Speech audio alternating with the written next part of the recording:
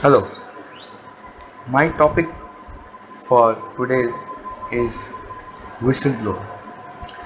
Whistleblower is a state of ethical dilemma where the society may consider you as a traitor or the crusader of truth. The term whistleblower comes from the whistle of a referee uses to indicate an illegal or foul play. This was used by US civic activist Ralph Nader, coined in 1970s to avoid the negative connotation found in other words such as informer and snitches. Whistleblower is a kind of person who have the information of illegal and unethical practices that goes within an organization and he decides to go public for that. The information of alleged wrongdoing can be classified in many ways: violation of company policy, rules, law, regulation, or threat to public interest or national security. As a well-defined fraud or corruption, those who become whistleblowers can choose to bring the information or allegation to surface either internally or externally.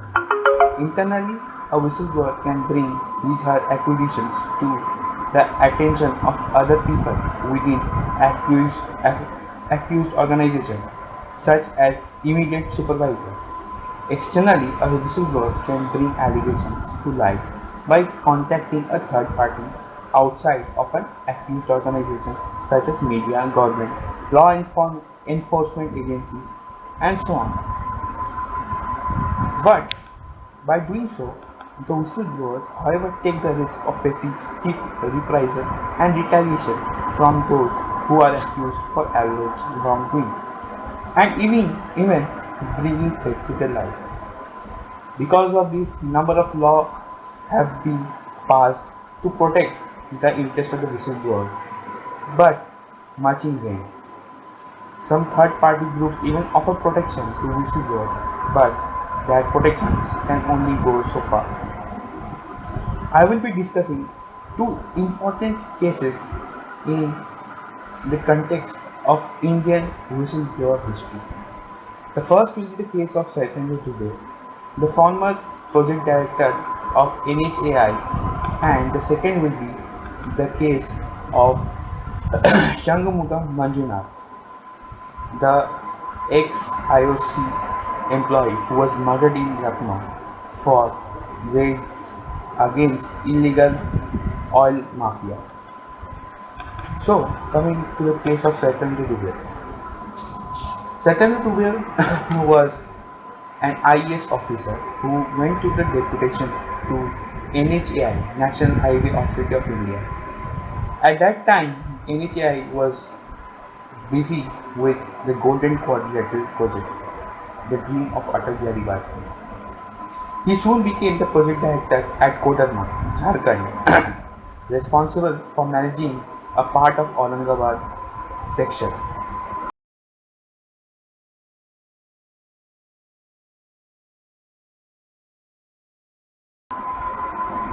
This was a huge project and tenders worth US $10 billion were given to great contractors. These contractors belonged from China, Korea, Russia, Singapore, Malaysia. Dubey got into the realities of this project and got to expose the serious financial irregularities that came up. And when he tried to expose that, he was killed. And the pretext that he was killed was just a robbery. The steps that he took were quite very much aggressive, but at the same time, he tried to safeguard and protect the interest of this project. What happened was, when he got to know against the irregularities of this project, he wrote a letter disclosing all the contractors involved in this major irregularity to the PM office, requesting them to withhold his privacy. But unfortunately, PMO leaked this letter in public, and the mafia who were responsible, they got to know. And unfortunately, they framed his death. He is yet to get justice in today's context, but some of the analysis what we can make. When Dubey wrote the letter, his first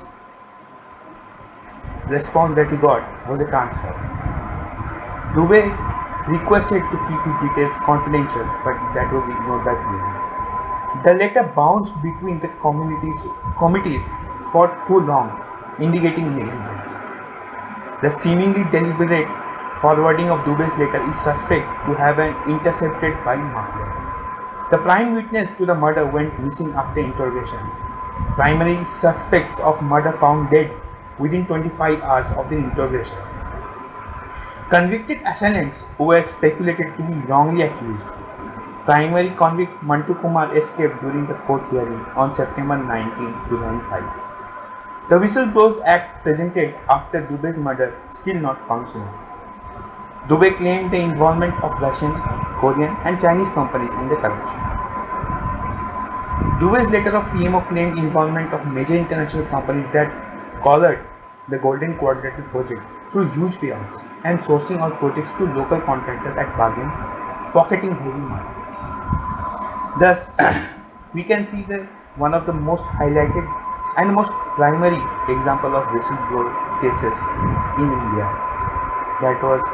that is yet to be solved, and unfortunately many have sacrificed in the same way. Second in the order is Shanmughan Manjunath. Shanmughan Manjunath, while working for IOCL in Lucknow, he had ordered 2 petrol pumps at Lakhimpur Kheri to get sealed for selling adulterated fuel for 3 months. When the pump started operating a month later, Manjunath decided to conduct a surprise raid around 19th November 2005. His family, not getting any call from him for 3 days, they had reported a complaint, and in doing so, they found his dead body in Lakhimpur Kheri with 6 bullets in his body, and that body was found in the backseat of his own car.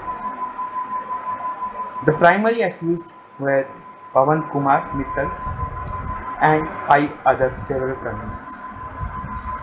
On his death, this case was put in fast track, getting pressures from the higher end IITs and IIM to get the justice for this Shanmughan Manjunath.